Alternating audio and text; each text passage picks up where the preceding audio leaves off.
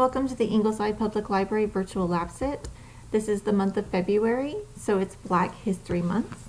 And for that, we're reading Ron's Big Mission. It's a little longer than our normal story, but I hope you enjoy it.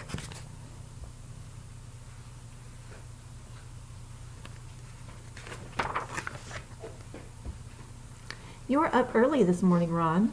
What's the rush? Asked Mrs. McNair. Come and have your breakfast. I made some oatmeal. I have to go, Mama, said Ron, tying his sneakers. I have something to do this morning. You always have something to do, said his mother with a smile. Just be home by lunchtime, okay? Ron was 9 years old. That morning he left his house with a plan. He'd been thinking about it for a long time. It was a beautiful South Carolina summer day, and Ron looked up at the blue, blue sky. Someday, he thought, he would be up there, flying a plane. He wanted to be a pilot when he grew up, but today, Ron had something else on his mind. Something very important.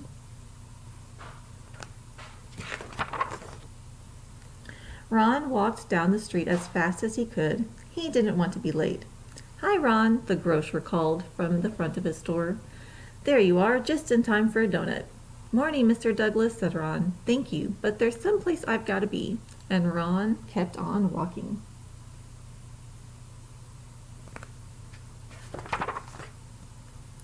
Down by the schoolyard, Ron saw his friend Carl shooting baskets. All right, you made it, called Carl. Hi, Carl, said Ron. I wish I could stay, but I've got something important to do. More important than basketball on summer vacation, said Carl. Are you kidding? Ron laughed. He'd love to play basketball, but not today. Today was too important. Ron kept on walking.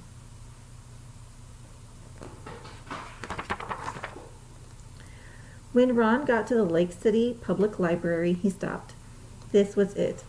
He was hot from walking so fast, and he was nervous too. He took a deep breath, lifted his head high, and went inside. Mrs. Scott was busy getting ready for all the people who would be using the library today. As the head librarian, she had to make sure that everything was neat and orderly. Mrs. Scott looked up to welcome her first visitor of the day. She smiled as Ron walked in. He was her best customer. Ron gave a little wave to Mrs. Scott and went right to the shelves.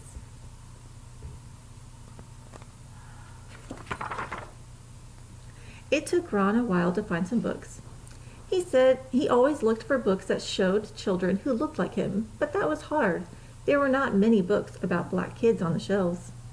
At last, Ron found some books on airplanes. He took the books and started to walk to the front desk. Ron felt nervous and his hands felt a little sweaty, but he knew what he wanted to do. Mrs. Fielding, a white lady who was often at the library, stopped him. You can give me the books and I'll check them out for you, Ron, she said gently. No thanks, Mrs. Fielding, Ron said. I'm going to do it all by myself. But Ron, she started to say.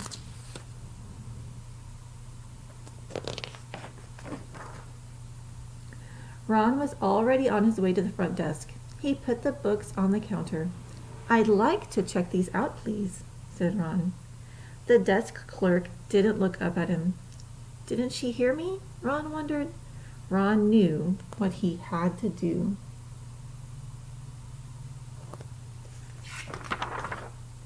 He jumped up on the counter. He wanted the desk clerk to know he was serious. I'd like to check out these books, he said quietly. At first, the desk clerk and Mrs. Scott just looked at each other. You know you can't check out books, Ron, said Mrs. Scott. You can read them here, that's the rule. Only white people can check out books from the library. Ron looked at Mrs. Scott and the desk clerk politely. He would not budge. I always read them here. Today, I want to check them out, said Ron. Mrs. Scott said and the desk clerk did not know what to do. Ron wouldn't get off the counter. People were staring. Finally, the desk clerk called the Lake City Police.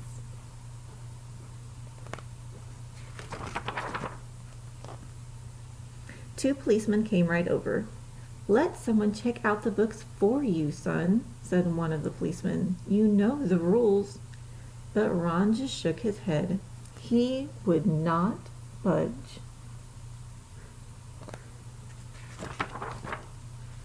Now, Mrs. Scott called Ron's mother. Mrs. McNair came to the library very quickly.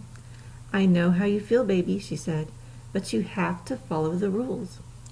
"I can't, Mama," Ron told her. "It's wrong. The rules are not fair. Why can't I check out books like everyone else?" No one said anything. Not the desk clerk, not Mrs. Scott, not the policeman, not even Ron's mother. Mrs. Scott looked at Ron. She thought about all the times that Ron came into the library and all the times he sat at the table for hours looking over so many books. He was her best customer, and she knew what she had to do.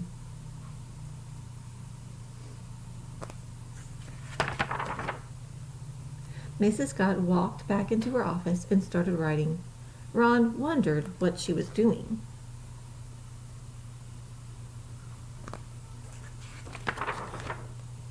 Mrs. Scott returned and handed Ron a library card. His library card. Ron looked at Mrs. Scott and smiled. As he jumped to the floor, he thought he saw her smile too. "I'd like to check out these books, please," he said, handing the card to the desk clerk. The desk clerk took the library card and stamped the cards in the back of the books. "These are due back in 2 weeks," she said.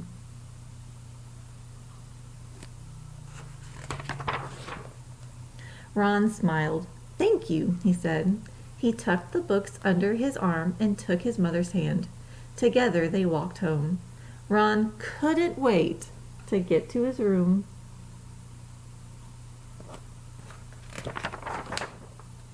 And open to page 1.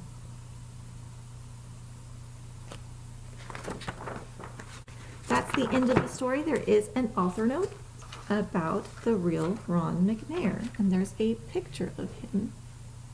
I'm going to read you the note. "The boy who is Ron McNair grew into a man who flew planes just like he dreamed he would. He became an astronaut. Today, everyone in Lake City remembers him. They remember him every time they walk into the library. The red brick building on 234 Main Street is a special place. The walls in the children's room were painted with pictures that show children reading books under a huge oak tree. A space shuttle flies through the sky. Inside the library, anyone can get a library card and check out books. Young Ron McNair had a dream. On that day in 1959, he made it start to come true. Because of him, many young people have a chance to dream. You can be a winner if you are willing to walk over the edge," Astronaut McNair once told a group of children. "You're eagles. Spread your wings and fly to the sky." Many years ago in Lake City, South Carolina, young Ron McNair became a hero. Years later, in 1986, astronaut Ron McNair was once again a hero. He lost his life when the Space Shuttle Challenger exploded on January 28th, with the loss of his entire crew. The Lake City Public Library is dedicated to astronaut Ron McNair. This story is a fictionalized account of a real incident in Ron McNair's life. There are several versions of the story. This version comes from interviews with Ron's mother, the late Mrs. McNair, Gloria Wilson, administrative assistant to the director of library systems in Florence County, South Carolina, and Gloria Tisdale of the Lake City School District.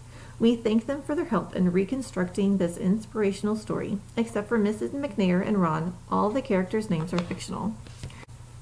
Thank you for joining us today. I hope that you enjoyed the story about Ron and his big mission. I'm so glad that he was brave enough to do what he did, and I'm glad that somebody wrote it down so that we can remember it today and we can retell this story. I hope that you have a great week and that you join us again next Wednesday.